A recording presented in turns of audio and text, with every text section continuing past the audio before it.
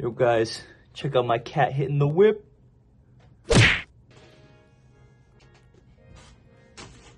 What's poppin', my friends? Today we once again continue our review of Chainsaw Man Part 2 with Chapter 110. And we have quite a bit to talk about today because Tatsuki Fujimoto has once again reminded us why we should be expecting the unexpected. We're going to be talking about Denji's pathetic attempts to expose himself, the reason as to why Yoru will keep on losing, and the differences between Asa and Denji's story thus far, even though they seem to be paralleling each other. And when I mentioned the reason as to why Yoru will continue on losing, I had literally an epiphany today while I was reading the new chapter. It's an absolute wild realization. I really wanted to emphasize that fact, so please stick around for that. But first, class is once again in session. I've linked a poll at the top of the description of this video where you guys can vote on what grade you think this chapter of Chainsaw Man should get. A, B, C, D, or F. And in next week's chapter review video, we'll go over the overall chapter GPA as well as some of your guys' comments on this video down below. Speaking of which, let's just quickly look at your guys' thoughts on chapter 109. So about 270 or so people voted in the last chapter review poll. If that was one of you, thank you guys so much. I appreciate it a lot. And after crunching the numbers, we came up with the chapter GPA of 3.69. Nice. I'm kind of excited to see if Fujimoto will ever put out a chapter that goes below 3.0. I doubt that'll ever happen, but who knows. So that was a good GPA score, but let's look at some of your guys' comments. Oh hey, I'm Ray says, I'm definitely gonna start calling them horse girls now, LOL. Thank you so much for that, oh hey, I'm Ray. If you didn't watch my last chapter review video, I asked everyone to start calling them horse girls because it's now, for the most part, confirmed that all the horsemen of the apocalypse are gonna be young women of some kind or another. So I thought it'd be funny to call them horse girls because, you know, horse girls are the one thing scarier than horsemen of the apocalypse. Vian Abdullah says, alright, new prediction. What if Fujimoto lets Yuko live just to fuck with everyone?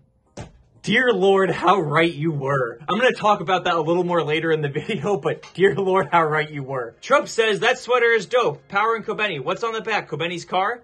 I actually have it right here. Oh shit, I almost knocked something over. This is probably one of my favorite pieces of clothing that I own. It's my Power and Kobeni hoodie.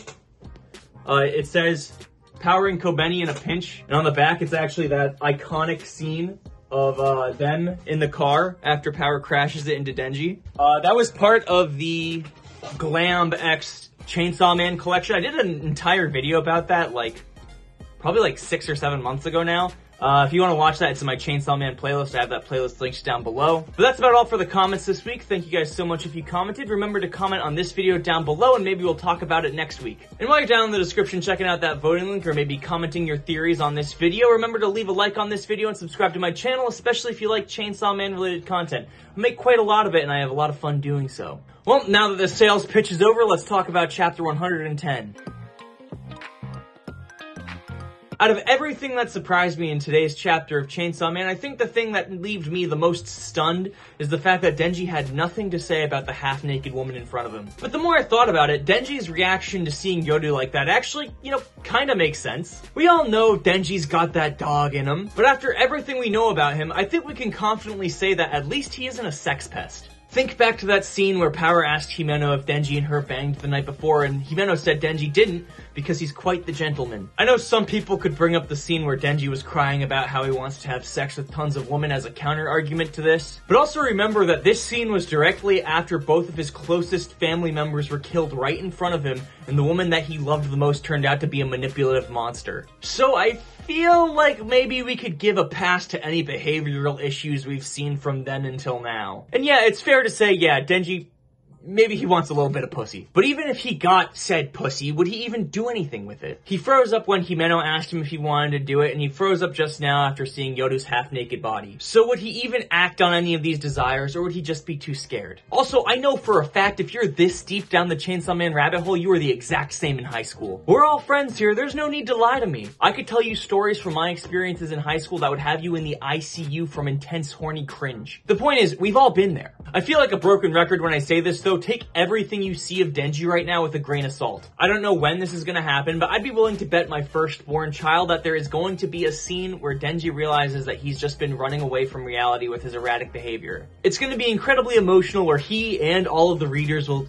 basically just relived the Chainsaw Man arc again. So like I said last week, this isn't really Denji, it's just a hollow shell of what he used to be. The thing that's still a mystery for me though is, why does Denji keep complying with Yoshida's demands? Don't you think if Denji wanted to, he could have easily sliced out of the octopus's tentacle? Also him reacting like, ah, rats, foiled again when Yoshida said, you know, I told you I'd stop you by force if I had to. Obviously, Yoshida's a terrifying force of nature, being able to go head-to-head with Quan Chi in a hand-to-hand fight, but I'm pretty sure Denji was running away from Beam when that happened, so he doesn't know that. Also, if you watched my last chapter review video, I said that there would be 3 possible choices as to what would happen with this Denji and Yoru interaction. Number 1 was Yoru just absolutely bodies Denji with a uniform sword.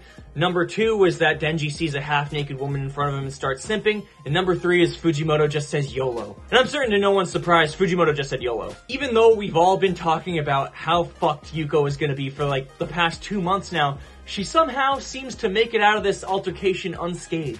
And when I say unscathed, I mean a gross tentacle monster from hell. But still, this is probably the most shocking development from this first mini-arc. I bet Fujimoto saw all of your guys' tweets after chapter 100 talking about all of Yuko's death flags and decided to bait us. But we may or may not talk about this a little more later. I'm not really sure, there's some more important stuff I wanted to talk about anyway. So let's talk about it! What I really want to talk about right now is the fact that until now, Yoru has only taken L's, and I believe will continue to do so. First of all, where the fuck is the uniform sword? Did Yoru seriously think that using Yuko's leg as a sword was going to be enough to defeat her arch nemesis that's defeated her in battle before? This is a massive revelation for me. Yoru is literally Plankton from SpongeBob. I know everyone's going to think I'm joking when I say this, but I'm 100% dead serious. Yoru is literally Plankton. The way she talks, hatches schemes, by all means, she's actually probably pretty powerful. She's just like him. Holy fuck, Asa is computer wife. And Denji's the Krabby Patty secret formula? I'm not even joking right now. Maybe if I were to word this in a way that can be taken a little more seriously, Yoru is incredibly archaic in her way of thinking. She's a powerful horseman of the apocalypse and all, but because of her unwavering thought process, she's unable to adapt to changes in society. That's why she views herself as so powerful, yet she's lost every battle she's fought thus far except for her first fight with the class president. And that's only because that fight was more of a traditional style battle that she's used to anyway. And this is why Yoru needed Asa in the first place. She doesn't understand modern human society. It's like kidnapping Napoleon Bonaparte with a time machine and taking him to a Pink Floyd laser light show at a planetarium and watching him have an aneurysm. The point is, Yoru will only continue to keep losing unless she can start putting a little more trust into Asa with the decision making,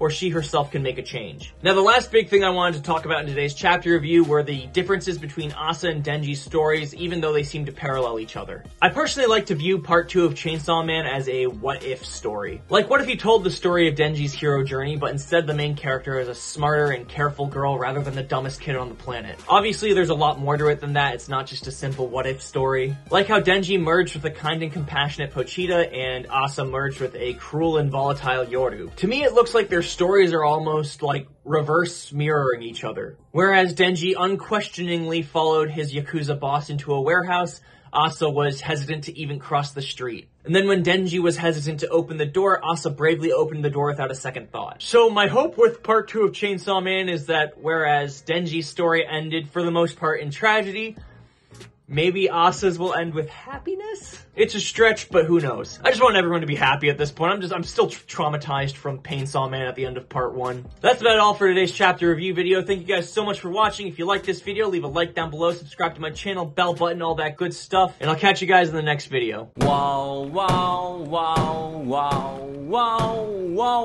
wow, wow, wow.